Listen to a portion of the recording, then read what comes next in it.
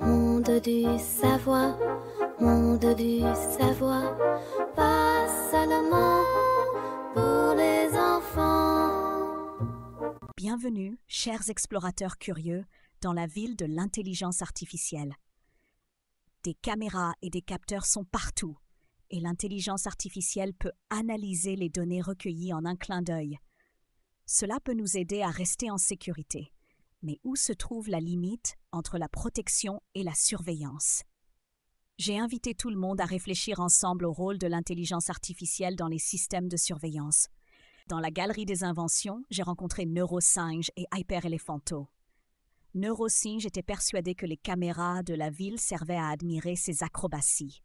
Il racontait qu'il faisait exprès des sauts difficiles près des caméras, espérant que ses exploits seraient remarqués et qu'il recevrait une banane supplémentaire en récompense.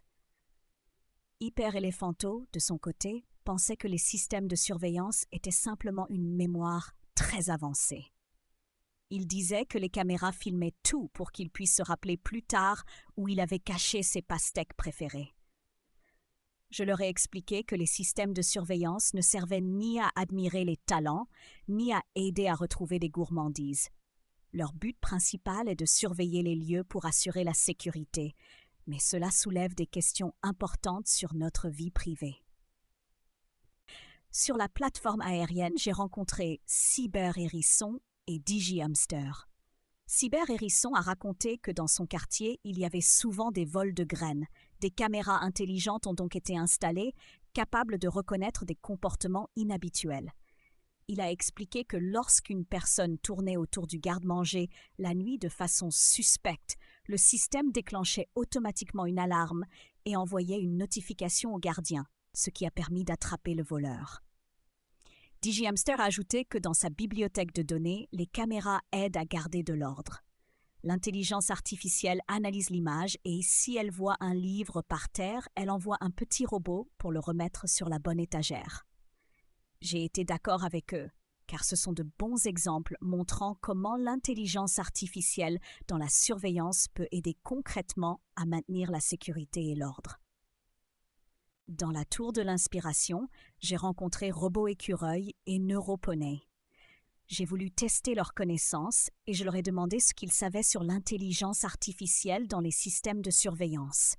Robot Écureuil a expliqué que ces systèmes utilisent des programmes pour analyser les images en temps réel. Ils peuvent reconnaître des visages, des objets et même analyser des comportements comme courir ou laisser un bagage sans surveillance. Neuroponey a ajouté que le principal défi est de protéger la vie privée et d'éviter les erreurs. Ces systèmes doivent être utilisés de manière transparente et conforme à la loi, et leurs décisions doivent toujours être vérifiées par une personne pour éviter des accusations injustes. Je les ai félicités pour leurs connaissances, et j'ai résumé que l'intelligence artificielle dans la surveillance est un outil puissant qui demande des règles strictes et de la responsabilité. Chers chercheurs, aujourd'hui nous avons observé l'intelligence artificielle dans les systèmes de surveillance. Nous avons compris que cette technologie a deux faces. Elle peut beaucoup améliorer notre sécurité, mais elle comporte aussi un risque pour notre vie privée. La clé d'un bon avenir est de trouver le juste équilibre entre ces deux valeurs.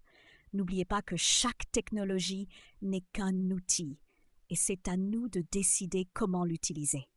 À bientôt pour de nouvelles découvertes dans la ville de l'intelligence artificielle.